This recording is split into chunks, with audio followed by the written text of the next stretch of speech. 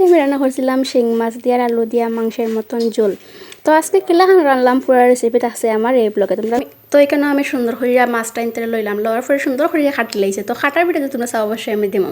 তো আমি মাছরে প্রথম লবণ দিয়ে আর সুন্দর করে সামান্য মরিচ দিয়া মিক্স করলে তারপরে খরার মাঝে একটু লবণ দিয়েছিলাম, কারণ যদি তলে লাগে যায় তার লাগিয়া।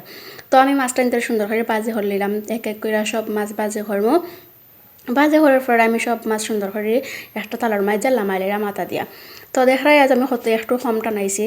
এরপরে আমি দিলাম আলু দেওয়ার পরে দিলাম হলুদ দিয়ে একটু সামান্য, আলুরে যে সময় 80% সিদ্ধ হইলাম। তারপরে আমার তরকারি রাঁধতে সুবিধা হবে। তো আমি খড়ের মাঝে একটু তেল দিয়ে পেঁয়াজ রসুন দিলাম, মশলা গুলি লাইলাম একখানে ব্যাপারের মাঝে। তো পেঁয়াজ বাজার পরে আমিও ও মশলা গ্রাইন্ডটা দিলাম, মশলা দেওয়ার পরে আমার আলু দিলাম, মশলাটা কি সুন্দর কষাইছি, কি সুন্দর কালার দেখে বুঝতে পারে আমি কীরকম তরকারিটা রান্না করলাম।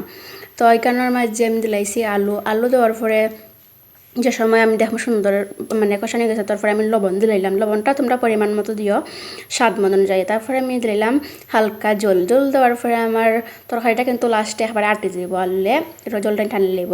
তো আমার জল দেখা আলুটা কত সুন্দর সিদ্ধ হয়েছে, মমের মতো নাই গেছে। তারপরে আমি মাছ দিলাম, মাছ দেওয়ার পরে আমি হালকা গরম মশলা দেবো, মাছ দেওয়ার পরে একটা লাড়া দিয়ে তারপরে আমি গরম মশলা রেখে সুন্দর গুঁড়া করে আনছি, গুঁড়া করার পরে দিছি, সম্পূর্ণ দিলাইছি। তারপরে আমার তরকারিটা কি সুন্দর কালার আইছে, তোমরা দেখো মাংস ফিল করবো, জাস্ট ওয়াও।